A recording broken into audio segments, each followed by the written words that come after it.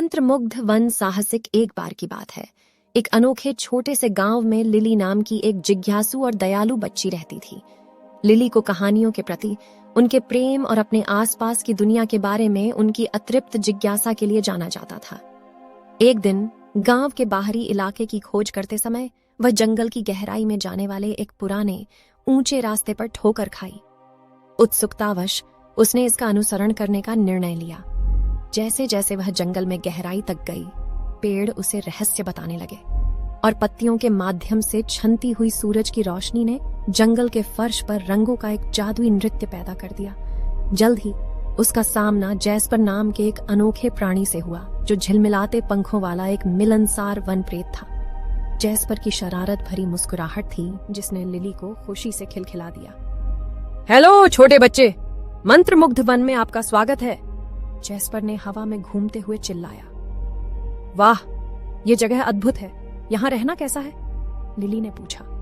उसकी आंखें आश्चर्य से चौड़ी हो गईं। जैस्पर ने बताया कि जंगल जादू और चमत्कारों का स्थान था। परियों, बोलने वाले जानवरों और यहाँ तक कि ओलिवर नाम के एक बुद्धिमान बूढ़े उल्लू जैसे रहस्यमय प्राणियों का घर था। हर नई खोज के साथ लिली का उत्साह बढ़ता गया। जब वे एक साथ यात्रा कर रहे थे तो उनकी मुलाकात रोजी नाम के एक छोटे घायल हिरण के बच्चे से हुई।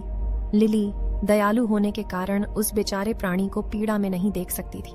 उसने धीरे से रोजी के घायल पैर पर पट्टी बांधी और उन्होंने उसे ट्री ऑफ हीलिंग, एक राजसी प्राचीन पेड़ जिसके बारे में कहा जाता है कि इसमें चमत्कारी शक्तियां हैं, के पास ले जाने का फैसला किया। ट्री ऑफ हीलिंग पर पहुंचने पर लिली और जैस्पर का उसके संरक्षक ऑरोरा नामक एक शांत और बुद्धिमान वृक्ष आत्मा ने स्वागत किया। ऑरोरा के पत्ते धीरे धीरे चमक रहे थे और उससे शांति और शांति की आभा निकल रही थी। प्रिय यात्रियों, मैं आपकी कैसे सहायता कर सकता हूँ? अरोरा ने पूछा। उसकी आवाज में जंगल की धुन थी। लिली ने रोजी की स्थिति के बारे में बताया और अरोरा गर्मजोशी से मुस्कुराई। डरो मत युवा, अपने हाथ रोजी के घाव पर रखो और अपने हृदय को उपचार का मार्गदर्शन करने दो। लिली ने अपनी आंखें बंद कर लीं, अपने हाथ धीरे से रोजी के पैर पर रख दिए और उस सारे प्यार और देखभाल के बारे में सोचा जो वह दे सकती थी।